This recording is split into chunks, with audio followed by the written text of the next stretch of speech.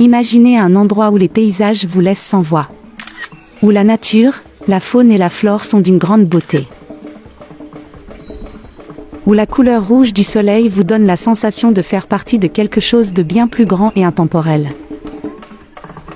Où les couleurs éclatantes s'entremêlent pour créer une symphonie visuelle envoûtante. Où les sons mélodieux de la vie quotidienne se fondent dans une symphonie harmonieuse pour bercer vos oreilles.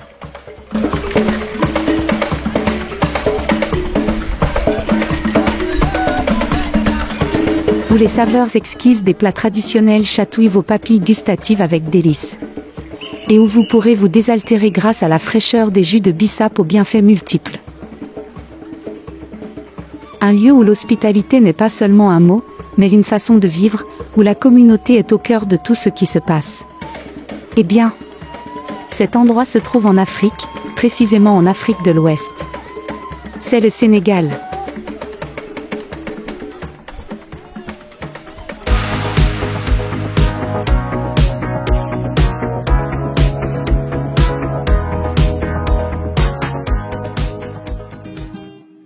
Aussi appelé pays de la Teranga pour son hospitalité, le Sénégal est un pays où le plaisir de vivre et le sens de l'hospitalité sont inscrits dans l'ADN de chaque Sénégalais.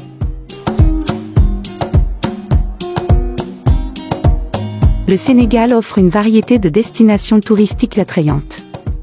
L'île de Gorée, au large de Dakar, est un site classé au patrimoine mondial de l'UNESCO, connu pour son passé historique lié à la traite des esclaves.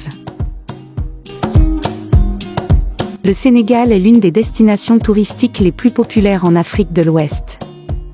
Le monument de la Renaissance africaine, symbole de la dignité du continent et d'une Afrique sortant des entrailles de la terre vers la lumière, attire tous les ans de nombreux visiteurs. Avec ses plages, ses réserves naturelles, son patrimoine culturel et son tourisme d'affaires, c'est clair qu'il y a beaucoup à découvrir du Sénégal.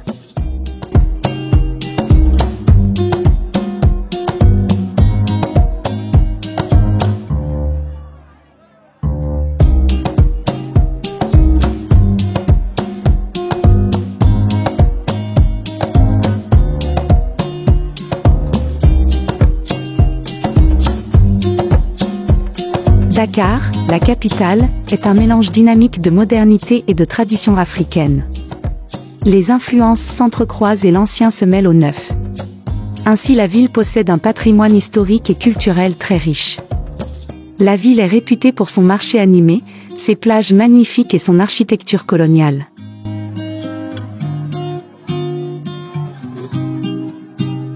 Depuis son indépendance de la France en 1960, le Sénégal a connu une transition pacifique du pouvoir à travers des élections démocratiques régulières.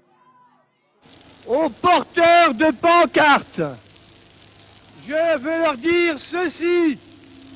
Ils veulent l'indépendance, qu'ils la prennent le 28 septembre. Il est souvent cité comme un exemple de démocratie en Afrique. Mais les derniers événements politiques, à savoir l'affaire de Ousmane Sonko et le doute concernant l'éventuel troisième mandat de Macky Sall, ont plongé le pays dans une crise politique sans précédent. Le Sénégal vit-il un tournant décisif qui mettrait fin à sa démocratie ? Pour pouvoir répondre à cette question, il est essentiel de comprendre l'histoire du Sénégal, depuis le début. Du temps des royaumes à la colonisation, en passant par la période des mouvements de résistance contre les colons, et enfin de l'indépendance à nos jours. Nous traiterons ces sujets dans les prochaines vidéos. Si cela t'intéresse, abonne-toi et active la cloche de notification pour ne rater aucune vidéo. Et je te dis merci d'avoir regardé cette vidéo. À très bientôt.